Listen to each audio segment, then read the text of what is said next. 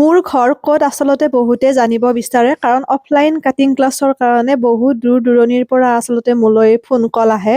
সেইবাবে আজি কিছুমান কথা আপোনালোকক ক্লিয়াৰ কৰি দিম বুলি মই ভাবিছোঁ। লগতে অফলাইন কাটিং ক্লাছত মোৰ ষ্টুডেণ্ট ভালেখিনি আছিল, যাৰ বাবে ধৰক মই বহুতকে নোৱাৰোঁ বুলি ক'ব লগাও হৈছিল যে অফলাইন নোৱাৰোঁ, অনলাইন শিকিব পাৰে। কিন্তু এতিয়া তেওঁলোকৰ কাৰণে ভাল খবৰ, অফলাইন ক্লাছ আপোনালোকে কৰিব পাৰিব যিসকলে বিচাৰে। মোৰ ঘৰ হৈছে হাজো গেৰুৱা। হাজো বুলি কোৱাৰ লগে লগেও বহুতখিনি তাত ঠাই সোমাই আছে যিহেতুকে, গতিকে কৈ দিছোঁ আজি মোৰ ঘৰ হাজো গেৰুৱাত। গতিকে যিসকলে অফলাইন কাটিং ক্লাছটো শিকিব বিচাৰিছিল তেওঁলোকৰ কাৰণে ভাল খবৰ, আপোনালোকে অফলাইন শিকিব পাৰিব। আৰু যিসকল ধৰক দূৰৰ ডিব্ৰুগড়, তিনিচুকীয়া, লখিমপুৰ তেওঁলোকে আচলতে অনলাইন শিকিব লাগিব, কাৰণ ইমান দূৰৰ পৰা যিহেতু অফলাইন আহি শিকাটো ইমান সহজ নহয়। যদি মই পাৰোঁ কেতিয়াবালৈ, ভগৱানে যদি আশীৰ্বাদ কৰে, তেতিয়াহ'লে নিশ্চয় আপোনালোকে সেই সুবিধাটো পাব, কিন্তু অকণমান মোক সময় লাগিব। গতিকে সেইখিনিৰ বাবে আশীৰ্বাদ কৰিব। আৰু তাৰ উপৰি কেতিয়াবা যদি মই পাৰোঁ কিছুমান ঠাইত গৈ ৱৰ্কশ্বপ হিচাপত কাটিঙৰ ক্লাছ দিবৰ কাৰণে চেষ্টা কৰিম, কিন্তু সেইখিনি ঠাইৰ কোনোবা এগৰাকীয়ে মোক সহায় কৰিব লাগিব। তেনেকুৱা হ'লে আপোনালোকে মোক যোগাযোগ কৰিব পাৰিব যে আমাৰ ইয়াত বাইদেউ আহক, আপুনি কাটিঙৰ ক্লাছ এটা দিব লাগে বা দুটা দিব লাগে। যদি সম্পূৰ্ণ সহযোগিতা আগবঢ়ায় নিশ্চয় মই তেনেকৈ যাম, যিহেতুকে মোৰ উদ্দেশ্যটো যাতে মোৰ মাধ্যমেৰে কোনোবা এগৰাকী দুগৰাকী স্বাৱলম্বী হ'ব পাৰে, যাতে তেওঁলোকৰ স্বাৱলম্বিতাৰ দিশত মই অকণমান হ'লেও অৰিহণা যোগাব পাৰোঁ। সেই উদ্দেশ্যৰে যিহেতু মই কাটিঙৰ ক্লাছ কৰোঁ, গতিকে মই নিশ্চয় যাম। আৰু অফলাইনৰ বাবে আপোনালোক আহিব পাৰিব হাজো গেৰুৱা, হাদালা, কুলহাটী, চেঁচা, দমদমা বা ধৰক তেনেকৈ শিঙিমাৰী, পছৰীয়া, দদৰা এইখিনিৰ পৰা আহিব পাৰে, যিহেতু এইখিনি বেছি ডিষ্টেঞ্চৰ ঠাই নহয়।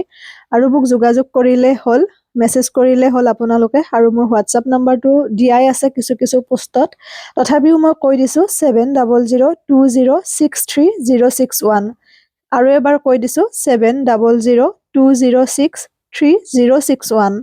গতিকে যিসকলে বিচাৰে অফলাইন কাটিং কৰিম বুলি আপোনালোকে পাৰিব। আৰু বাকী যিখিনি জানিব লগা থাকে আপোনালোকে মোক কল কৰি জানিব পাৰিব। খালি কলসমূহ যাতে দিনত কৰে, কাৰণ সন্ধিয়াৰ সময়খিনি মই অকণমান ৰেষ্ট পাওঁ। দিনটো মই সম্পূৰ্ণৰূপে ব্যস্ত থকাই হয়, গতিকে সন্ধিয়া সময়খিনি ধৰক অকণমান মোকো লাগে। গতিকে দিনত ফোন কৰিব, নিশ্চয় আপোনালোকক মই ৰিপ্লাইসমূহ দিব চেষ্টা কৰিম। এয়া মোৰ অফলাইন কাটিং ক্লাছৰ দৃশ্য।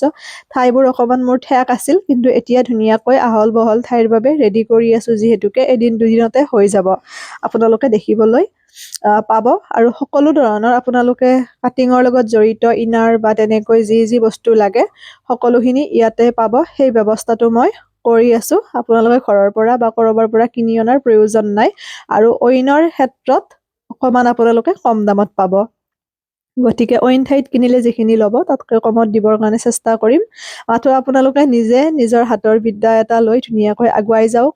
ল'ৰা ছোৱালীৰ পঢ়া শুনাৰ ক্ষেত্ৰত বা বিভিন্ন প্ৰয়োজন পূৰণৰ ক্ষেত্ৰত যাতে মাতৃসকলে বা ধৰক অকণমান হ'লে অৰিহণা যোগাব পাৰে, ভাল লাগিব। মোৰ মাধ্যমেৰে কিবা বুজি নাপালে সুধিব পাৰিব, কোনো কথা নাই। নিজৰ ঘৰৰ দৰে। আচলতে সমস্যা প্ৰত্যেকৰ জীৱনত থাকে, মোৰ জীৱনতো বহুত বেছি সমস্যা আছে, হয়তো ভাবিব নোৱাৰা ধৰণে আছে, কিন্তু সেইখিনিক মই সমস্যা বুলি ভাবি পেলাই কেতিয়াও ভবা নাই, আশীৰ্বাদ হিচাপে ভাবি পেলাই মই আগুৱাই আছোঁ।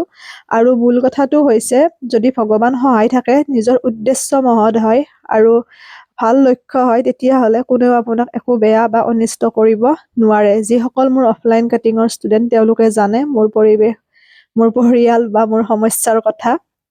এতিয়া অনলাইনখিনি বা যিখিনিয়ে ধৰক ভিডিঅ' চাই সেইখিনিয়ে ইমান ভালকৈ ধৰিব নোৱাৰিব, কিন্তু এদিন মোৰ ঘৰত আহিলে আপোনালোকৰ হয়তো ভাৱ ধাৰণাই সলনি হৈ যাব, সেইখিনি মই ক'ব পাৰোঁ। তথাপিও একো নাই, থাকে দুখ সুখ জীৱনত, সেইখিনি আমি নেওচি পাৰ হ'ব লাগিব, নহয় জানো?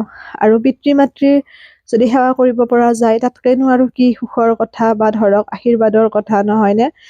সেইটোৱে মোৰ মাৰ যিহেতু অসুখ, গতিকে সেই ক্ষেত্ৰত ঘৰখনৰ সমস্তখিনি মই কৰিব লগা হয়, চাৰিওফালৰ পৰা আদি কৰি। গতিকে সেইটোৱে আচলতে মোৰ অকণমান দুখ বুলিয়ে বাৰু মই কৈছোঁ আপোনালোকক, বা মোৰ ঘৰত আহিলে গম পাব সেইটো কথা। সেইকাৰণে কোনোবাই ক'ৰবাত মাতিলেও মই গোটেইখিনি মিলাই পেলাইহে যাব লগা হয়। বা ধৰক কোনোবা পতককে আহিম বুলি ক'লেও মোৰ অসুবিধা হৈ যায়, কাৰণ এইকাৰণে যিহেতু মোৰ অফলাইন ক্লাছখিনি থাকে, লগতে ঘৰখনৰ গোটেই ভাত বনোৱাৰ পৰা আদি কৰি ৰাতিপুৱা উঠাৰ পৰা সমস্তখিনি কাম মই কৰিব লাগে। গতিকে এটা মোৰ টাইম টেবুল মতে মই গোটেইখিনি কৰি চলাই নিওঁ তেনেকুৱা। বুজাবুজিৰ মাধ্যমেৰে আমি আগুৱাই যাব লাগিব ইজনে আনজনৰ লগত, নহয়নে? গতিকে সেইখিনিয়ে জনালো। অফলাইন কাটিং কৰিব বিচৰাসকলে মোৰ লগত যোগাযোগ কৰিব। আৰু এটা কথা কৈ দিওঁ, বহুতে এটা কথা জানিব বিচাৰে, মই ফাৰ্মাৰে শিকাওঁ নে জোখ মাখেৰে? ফাৰ্মাৰে মই নিশিকাওঁ, জোখ মাখেৰে শিকাওঁ সম্পূৰ্ণৰূপে। কাৰণ ফাৰ্মাৰে শিকোৱাটোক মোৰ দৃষ্টিত কাটিং ক্লাছ বুলি ক'ব নোৱাৰি, কাৰণ ফাৰ্মাৰে শিকালে ফাৰ্মা অৰ্ডাৰ কৰিও মোৰ পৰা ল'ব পাৰে। আৰু ফাৰ্মাসমূহো মই পাৰ্চেল পঠিয়াই আছোঁ, কিন্তু মূল কথাটো হৈছে গৈ পাওঁতে কেতিয়াবা অকণমান টাইম লয়। সেই ক্ষেত্ৰত আপোনালোকে অৰ্ডাৰটো কৰি মই পাৰ্চেলটো পঠিওৱাৰ পিছত অকণমান অপেক্ষা কৰিব, যিহেতু পোষ্টেল যোগে পঠিয়াওঁ, ইমানখিনিও ধৰক পতককে গৈ নাপায়। DTDC বা তেনেকে প্ৰাইভেট কুৰিয়াৰ ছাৰ্ভিচেৰে পঠিয়ালে পায়, কিন্তু তেতিয়া চাৰ্জটো বেছি হৈ যায়। সেইকাৰণে মই পোষ্টেলেৰে পঠিয়াওঁ। কিবা কাৰণত গৈ নাপালে সেইখিনি দায়িত্ব মই বহন কৰিম, চিন্তা কৰিব নালাগে। আচলতে প্ৰত্যেকটো কামতে ৰিস্ক থাকে। যেতিয়া পাৰ্চেল এটা পঠিয়াওঁ, গৈ নোপোৱালৈ কাষ্টমাৰৰ হাতত আমাৰ দায়িত্ব থাকে। গতিকে সেইখিনি চিন্তা কৰিব নালাগে। আৰু বাকী অফলাইন যিখিনি শিকিব বিচাৰে জনাব।